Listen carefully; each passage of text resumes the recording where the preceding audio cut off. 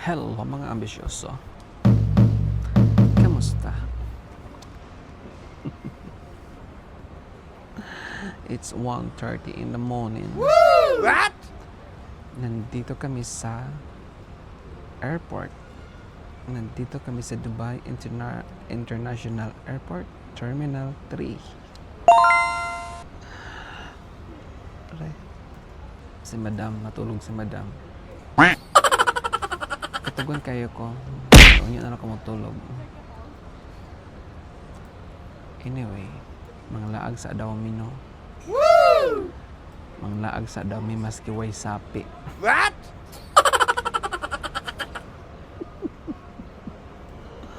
Okay. Actually, it's a ano to siya tawag ito? Matagal ng plano na mag-Japan. So, here we go. Finally, we did it. Woo! We got our ticket bound for Japan. Sana all. Dapat katuraming mga first week ng May. Ito. First week ng May. Itong buwan na to. But then, yung renewal kasi ng work permit ko, yung visa. So that was last month at end of the month. So minob na namin yung appointment na makuha ng visa for Japan, kaya na-delayed siya. And ang pinakaano pa talaga is hindi ko pala nabayaran ang insurance ko, yung ILOE. Kasi ganito sa Dubai, personalized yung insurance mo. Kumbaga required siya sa government dito na mag-ano ka ng insurance.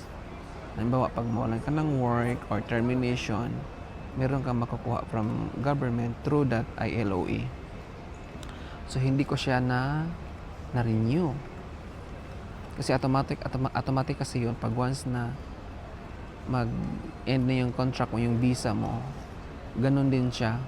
Depende ata. Depende. Kasi sa akin, na-remember ko, yung kinuha ko is full contract na insurance. So, nung nag-expire na yung contract ko, nag-expire din yung insurance ko. Then nakalimutan ko. Hindi ako nakabayad. Kaya pala na-delayed ng mga ilang weeks yung renewal ng Emirates ID ko. Until such time, nag-send sila sa akin ng information na you need to pay this one, hindi ma-process. Binalik sa office yung application ng visa mo kasi nga hindi ako nakabili ng insurance. Nagbayad ako ng insurance, naghintay naman ako ng another 1 week. Kaya kami na-delay din ng na-delayed. So yun, hindi na namin maabutan ang Sakura. Oh no! Yun sana ang habol namin, Sakura. But anyway, may next time pa naman, no? Para makita mo yung Sakura, no? Kaya si Madam, tulog na tulog. So yun. So, doon kami for 10 days. Yeah, 10 days. Only 10 days.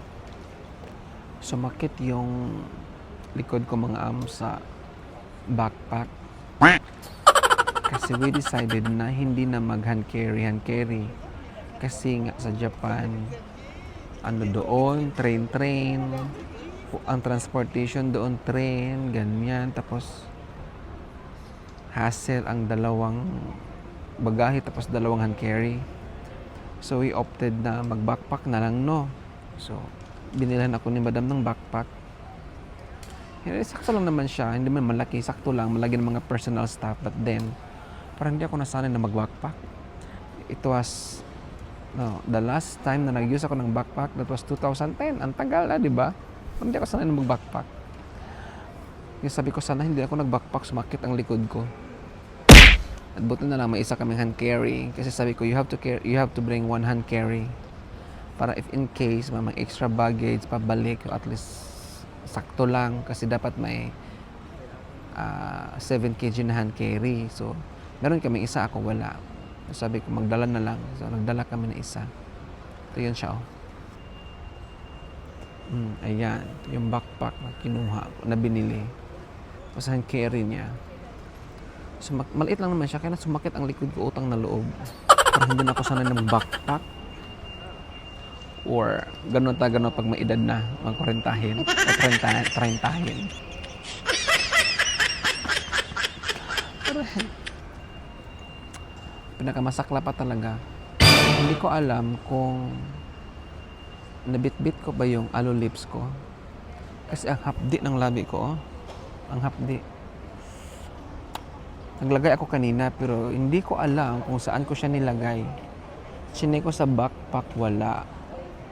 Or baka nilagay ko siya sa nandun siya sa bagahe. I don't know. Or nandito sa hand care, tinignan ko, wala man, hindi ko alam.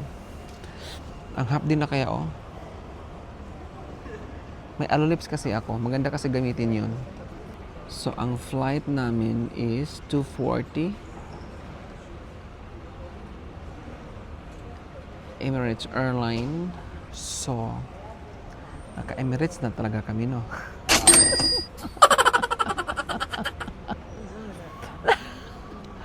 So, naka-Emirates na talaga kami, no? Kasi wala may ibang flight. Emirates lang naman.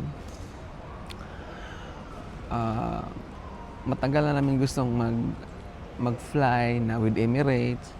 Hindi namin maano kasi a little bit pricey. So sabi ko, wala tayong option, bibi. Mag-Emirates na lang tayo pagpunta ng Japan. So marami namang datong si Madam, kaya nag-Emirates si Madam. Sana all.